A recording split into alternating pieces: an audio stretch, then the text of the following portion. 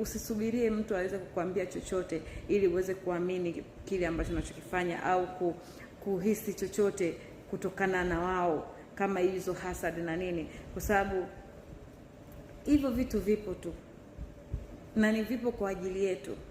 Sawa, hawa watu wapo, tunawapo wapo kwa ajili yetu. Kuna watu ambao hawawezi kufanya maisha yao mpaka kazi yao wao ni kuangalia fulani kafanya nini. Kwa hiyo hao ni watu ambao wako peke. Unachotakiwa wewe ni usiwaangalie watu wale, kwa sababu usipoangalia wala usingejua kama wale wanakuangalia, my love. Kwa hiyo uko sahihi katika kufanya mambo yako, fanya mambo yako. Usiangalie nani ambaye anakuangalia, kwa sababu ukiangalia utasubiria vitu kutoka kwa watu, na huyu atakwambia cha kwake na yule atakwambia cha kwake, huyu atakwambia haujafanya vizuri. Kwa sababu ukisubiri kwamba huyu akwambie kwamba yani huyu akuponde na huyu akusifie, huyu akupongeze na huyu akupigie makofi, huyu akuzome, usitegemee vitu kama hivyo kwa watu. Usitegemee. Kama unahisi unakuwa unategemea vitu hivyo kutoka kwa watu kuweza kukuangalia, basi fanya hivi. Naomba ujipigie makofi we mwenyewe, naomba ujipongeze we mwenyewe.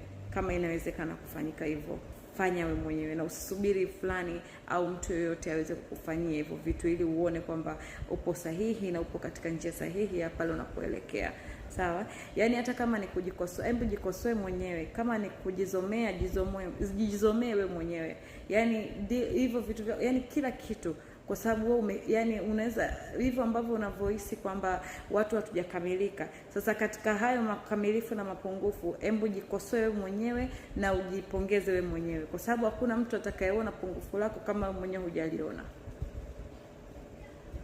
Kwamba mimi naamini niko sahihi, niko perfect.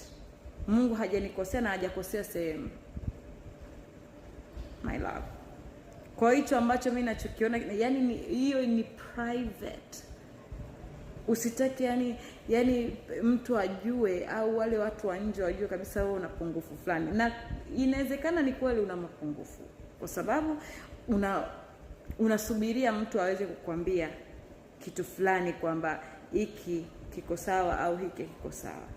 Kwa hiyo kama we mwenyewe hujione kuwa una mapungufu, basi hautakuwa na mapungufu. Hauna mapungufu. Lakini kama unajiona kwamba una mapungufu, basi ni iko hivyo. Kwa sababu Mungu huwa anatuonyesha vile ambavyo, jinsi ambavyo sisi tunavyojichukulia na sisi ambavyo tulivyo. Kwa wewe unachokiamini kwamba hatujakamilika na nini,